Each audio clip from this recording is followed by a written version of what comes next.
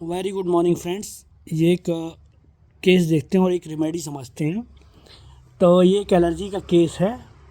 Allergic rhinitis patient को है, एक मेल पेशेंट है। तो अभी आज आपको लास्ट वीडियो भेजा था मैंने लैकेसिस का कि एलर्जी के लिए बहुत बढ़िया रेमेडी है। ऑफ कोर्स जब आपको कुछ ना समझ आए तो फिर थिंक लैकेसिस, बट लैकेसिस की टोटलिटी मिलना चाहिए तो ज़्यादा अच्छा काम करेगी, अदरवाइज़ नहीं करेगी। तो जैसे ये केस है तो यहाँ पे भी एलर्जी है लेकिन रेमेडी इज़ डिफरेंट। तो हमको समझना क्या होता है, पहले आपको ये समझना है कि केस लेते टाइम पे हमको क्या केस लेना है, कैसे केस लेना है और कैसे चलना है।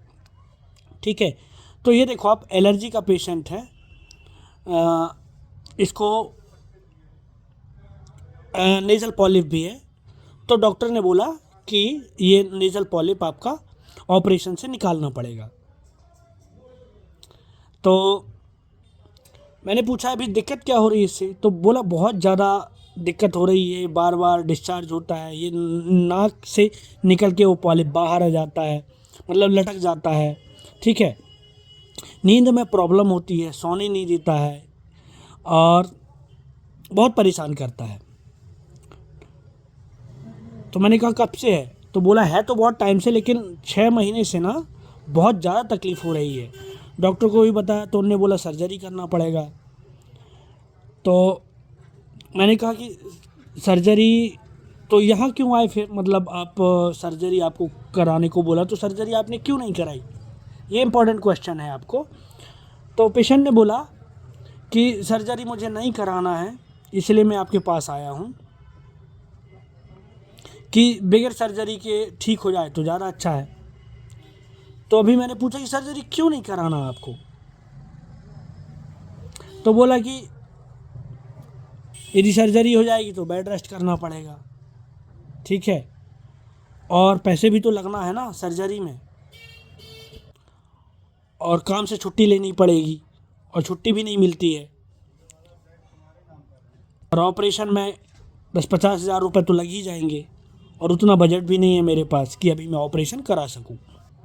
तो एलर्जी के केस में, एलर्जिक राइनाइटिस एलर्जी है ना, और इस तरीके से रिकरेंट कोल्ड एंड कोराइजा जिसको हो रहा है, तो आपको थोड़ा सा हर पेशेंट की तरह स्ट्रेस समझने की कोशिश करनी है। और जिनका नेज़ल प्रॉब्लम है, नेज़ल पॉलिप है, एलर्जिक राइनाइटिस है, तो फिर उसको ना हम साइकोडायनेमिक्स से कनेक्ट कर सकते हैं उस प्रॉब्लम को, कि कहीं वो पेशेंट को किस तरीके का इरिटेबिलिटी, जैसे मेरे पास एक पेशेंट और है, उसको एलर्जी का प्रॉब्लम है, उसको अपनी फैमिली के ऊपर बहुत गुस्सा आ रहा है, बहुत चिड़चिड़ है उसको।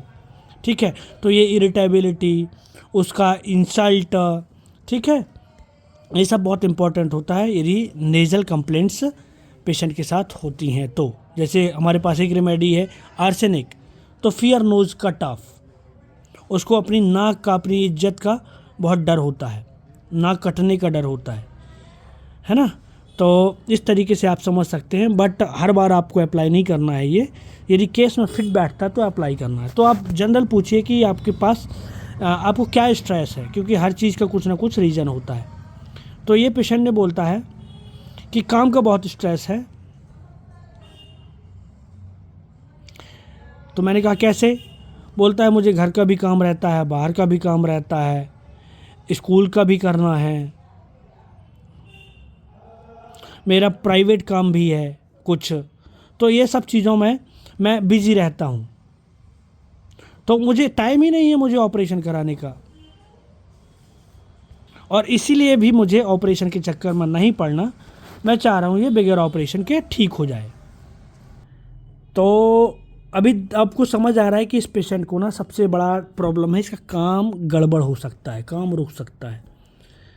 ठीक है, तो आप ये समझिए कि इसका काम रुक सकता है, ये इसलिए ऑपरेशन नहीं करा रहा है, क्योंकि ऑपरेशन कराएगा तो बेड पे आ जाएगा, बेड पे आ जाएगा, इवन तो उस पे ऑपरेशन से तो पैसा जाना ही है, और उसके बाद फिर इसको इतना टाइम बेड रेस्ट करना पड़ेगा, इसका काम बहुत कुछ चौपट हो जाएगा। तो यदि काम चौपट होता है तो इसकी इनकम भी बंद होने का खतरा है इसको, तो इसका मतलब काम धंधे का इसका नुकसान होगा, पेशेंट एक्चुअली ये कहना चाहता है। तब थोड़ा सा कई बार आपको समझना पड़ता है कि IPR कौन कौन है इसके आसपास फैमिली में, और ये इतना टेंशन क्यों ले रहा है। तो जैसे आप लोगों को भी समझना पड़ेगा कि घर में कौन कौन है, और आप जैसे हमने पूछ लिया कि इसमें आप क्या क्या करते हो, तो घर में कौन कौन है, अकेला करने वाला है बंदा या और 4 लोग भी हैं, इसको इतनी टेंशन क्यों है। तो पेशेंट ने बोला कि फैमिली, वाइफ, बच्चे हैं, वो पेरेंट्स हैं, वाइफ बच्चा है। तो ये सवाल क्लियर हो गया कि ये फैमिली में ये अकेला करने वाला है, फादर हैं जो भी करते हैं, फादर अपना करते हैं, ठीक है। तो अभी इस पेशेंट का आपको नेचर समझना है। तो कई बार आप नेचर एक्यूट से भी समझ सकते हैं, कई बार एक जनरल आइडिया भी ले सकते हैं पेशेंट का। तो आप डायरेक्ट क्वेश्चन कर सकते हैं, बताइए आपके स्वभाव कैसा है, या तकलीफ़ के टाइम पे आपका स्वभाव में क्या चेंज आता है। तो पेशेंट बोलता है जब तकलीफ़ होती है ना तो लगता है कोई बात ना करे, चुपचाप लेटा रहूं, कोई डिस्टर्ब ना करे, ठीक है। मैंने कहा और अपने बारे में थोड़ा बताओ। तो बोलता है कि मैं सीधा साधा बंदा हूँ, ज़्यादा किसी से मतलब नहीं रखता, मैं अपने काम से काम में मतलब रखता हूँ, किसी से ज़्यादा मेरी बात नहीं होती, मैं अपने अंदर की बातें ज़्यादा शेयर नहीं करता, बस मेरा अपना काम, अपना घर, अपनी फैमिली, अपने बच्चे, इतना ही मेरी दुनिया है। तो मैंने कहा और कुछ अपने बारे में। बोलता है बस मैंने आपको बताया मैं सीधा साधा बंदा हूँ, मेरे को कोई ख़ास ज़्यादा शौक़ नहीं है कि जैसे और लोग करते हैं कि मज़ा मस्ती, घूमना फिरना, मज़े करना, कभी ड्रिंक कर लेना, कभी सिगरेट पी लेना। तो इस तरीके का मेरा कुछ भी मुझे ऐसे शौक़ नहीं है। तो फिर मैंने पूछा कि आपको यदि आपके हिसाब से काम नहीं होता तो फिर क्या करते हो आप। तो बोलता है नहीं, मेरा ऐसा कोई स्वभाव नहीं है कि मुझे चिड़चिड़ी आए या गुस्सा आए, मैं कोशिश करता हूँ, मैं शांत ही रहता हूँ ज़्यादातर। तो मैंने फिर से पूछा, क्योंकि एक्यूट बहुत इंपॉर्टेंट होता है, कि आप तकलीफ़ में और क्या करते हो, जब आपको तकलीफ़ होती है तो क्या करते हो। तो बोलता है कि जब तकलीफ़ होती है ना तो मैं थोड़ा सा आराम कर लेता हूँ, इन्हेलर ले लेता हूँ, तो उससे थोड़ा सा मुझे बेटर लगता है। तो अभी आपको थोड़ा सा और समझना होता है कि जैसे IPR में है तो फादर के साथ कैसा है, पेरेंट के साथ कैसा है, वाइफ के साथ कैसा है, आपका बच्चों के साथ कैसा है। तो इसने बोला कि थोड़ा बीवी के साथ थोड़ा किटकिट होती है। तो मैंने पूछा क्यों। तो उसने बोला कि बीवी का ये थोड़ा सा कंप्लेंट रहता है कि मुझे आप ज़्यादा ध्यान नहीं देते हो, मतलब मुझे टाइम नहीं देते हो, मुझे कहीं घुमाने नहीं ले जाते हो। तो ये थोड़ा सा वाइफ का कंप्लेंट रहता है।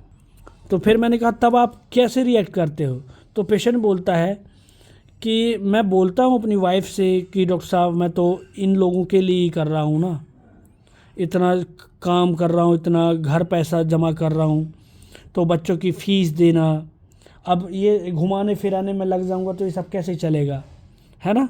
तो मुझे मेरे को ही सब काम करना है, बच्चों की फ़ीस देना, स्कूल का राशन पानी जो भी है ना, घर की सारी चीज़ों का मुझे ही देखभाल करना पड़ता है, और इन्हीं सब चीज़ों में मेरा सारा पैसा ख़त्म हो जाता है। तो मैंने पूछा कि और कोई टेंशन रहता है आपको। तो बोलता है नहीं डॉक्टर साहब, बस थोड़ा बहुत यही भविष्य की चिंता रहती है, थोड़ा पैसे धेले की चिंता रहती है। मैंने कहा क्यों। बोला कि कमाने वाला मैं अकेला ही हूँ ना, तो मुझे पापा कुछ करते नहीं हैं, तो सारी रिस्पॉन्सिबिलिटी मेरे ही ऊपर है ना, सब कुछ मुझे ही देखना पड़ता है, और थोड़ा भविष्य के बारे में भी सोचता रहता हूँ। तो मैंने पूछा और। तो बोलता है कि और ये पेशेंट ने ये बोला, मैंने कहा कि और ऑपरेशन का और भी कोई टेंशन है क्या, कि यदि ऑपरेशन कराओगे। तो बोला कि वही पैसे का थोड़ा सा था, और थोड़ा सा मुझे ये भी लगता है कि काय को अपन ऑपरेशन कराएं, यदि इससे ठीक हो जाए तो ये ज़्यादा अच्छा है ना, पैसे भी कम लगेंगे और ऑपरेशन भी नहीं कराना पड़ेगा और बीमारी भी ठीक हो जाएगी, तो ये ज़्यादा अच्छा है ना डॉक्टर साहब।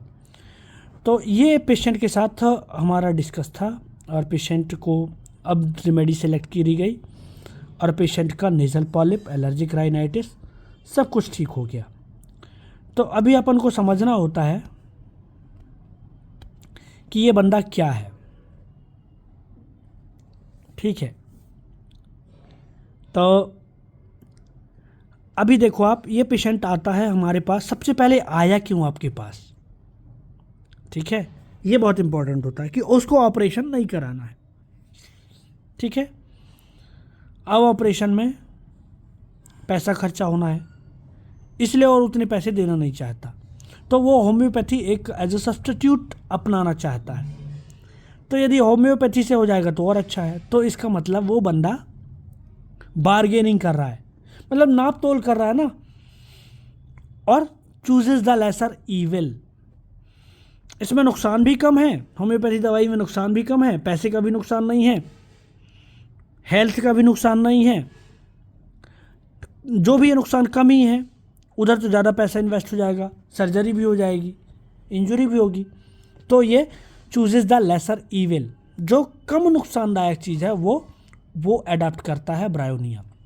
और उसका सबसे बड़ा इंजरी होता है उसका मनी, पैसा ज़्यादा खर्च हो जाएगा, क्योंकि वो डिल्यूजन पुअर की रेमेडी है, ठीक है। वैसे ही उसको पैसे ही कम होते हैं उसके पास, इसलिए वो ज़्यादा खर्च कर नहीं सकता। अब डिल्यूजन पुअर है, इसलिए वो कंजूस भी है, कंजूसी से चलता है, ज़्यादा पैसे खर्च नहीं करना चाहता, तो एवराइज भी है। एक और रूब्रिक आप ले सकते हैं, एंजाइटी मनी मैटर्स अबाउट, उसको पैसे देने की हमेशा चिंता रहती है, ठीक है। तो ये जो रेमेडी है हमने इसको ब्रायोनिया दिया था। तो अभी और इस केस को समझते हैं कि इसमें और क्या क्या हो सकता है। तो ये बंदा, तो एक्चुअली ना ब्रायोनिया ड्राई अपीयर होता है, हमने पढ़ा है ना ब्रायोनिया, ब्राई इज ड्राई।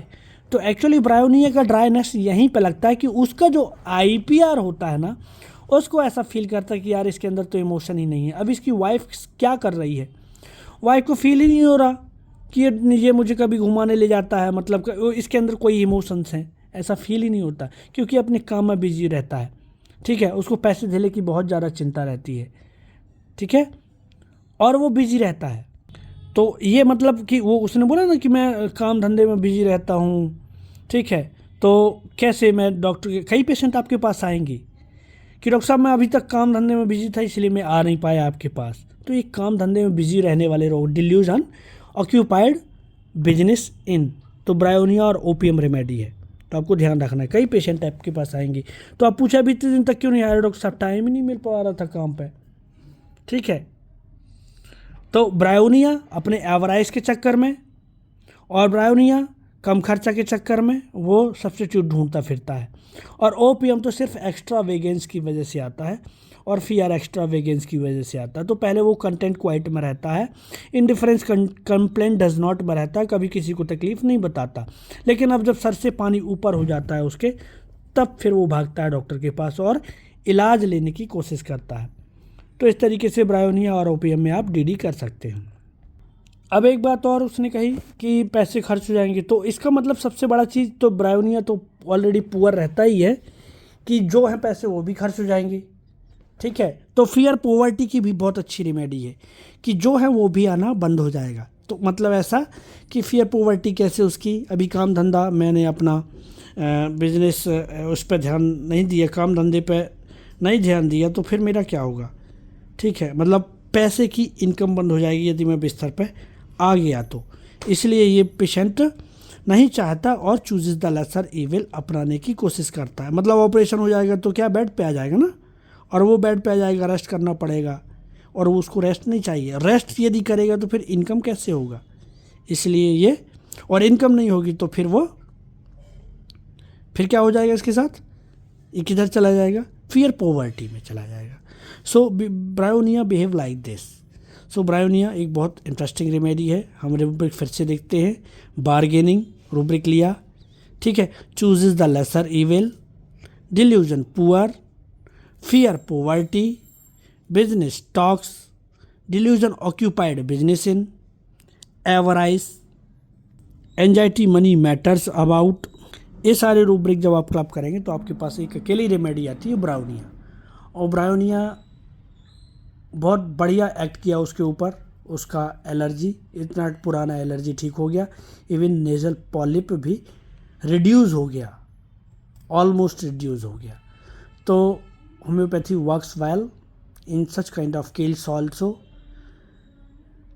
तो my dear friends, learn homeopathy and teach homeopathy and serve to the betterment of mankind.